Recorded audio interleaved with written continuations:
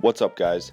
Thanks for tuning in to another video, and in this video I want to talk to you about how Elvis's last #1 hit, Suspicious Minds, almost wasn't recorded. It was January 1969, and Elvis had just completed his 1968 comeback special, which was originally titled Singer Presents Elvis. It won the ratings war for NBC that year and was the highest rated TV special of the year. Now, Elvis, ready and primed for a comeback, needed to go back to the studio and get some hit songs to help catapult his launch. Elvis was in Memphis at American Sound Studios and had some top musicians working with him at the recording session. Some of those hits were In the Ghetto, which reached number 3, Don't Cry Daddy, which reached number 6, Kentucky Rain, Mama Like the Roses, True Love Travels on a Graveled Road, and Power of My Love. Chips Moman, the producer at the session, wanted Elvis to record Suspicious Minds. Elvis listened to the demo several times before asking him to have his own personal demo made, which he took to his house and played over and over. Elvis loved the song and wanted to record it, but Chips knew that for Elvis to record a song, he had to get through the Colonel.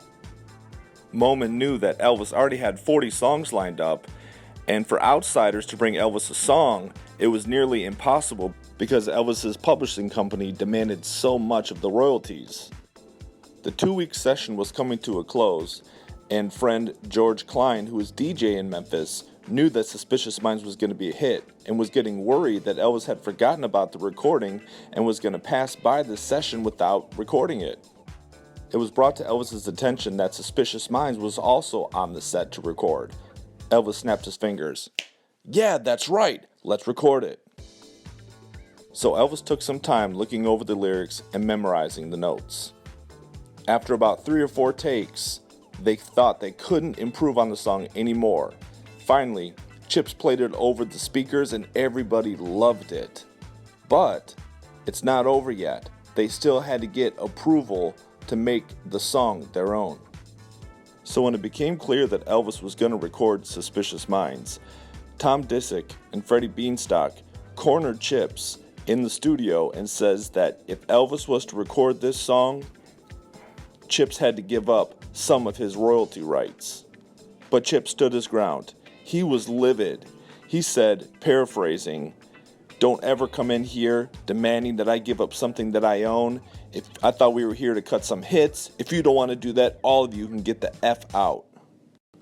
George Klein urged Chips to talk to Elvis before Tom and Freddie could go back to the Colonel to try to squash the deal.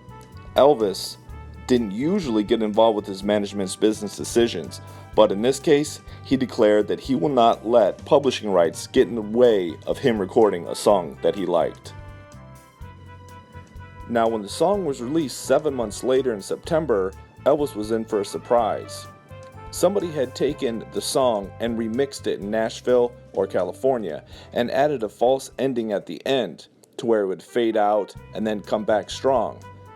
They were obviously trying to get the feeling that Elvis gave it in Vegas, but the DJs didn't like it because they didn't see Elvis's performance of it in Vegas and they didn't know what was going on. Also, they added a bunch of voices over it and overdubbed it to give it that Nashville sound, which was not expected. Suspicious Minds entered the charts September 13th, 1969 at number 77 on the Billboard's Hot 100s. 5 weeks later, it was in the top 10. And on November 11th, 1969, it went to number 1, pushing aside the Temptations' hit, Can't Get Next to You. It was only number 1 for that week, but it was Elvis's first number 1 hit since Good Luck Charm in 1962. Elvis' success was now established, and he was ready to conquer the 70s. Alright guys, thanks for watching this video here. I hope you enjoyed it. If you did, make sure you subscribe to the channel so you don't miss any more content that I'm coming out with. 3 videos at least a week. And make sure you hit the like button. Check me out on ElvisistheMan Instagram, where I have tons of videos and photos going up daily. And I hope you enjoy this. Stay tuned for the next one.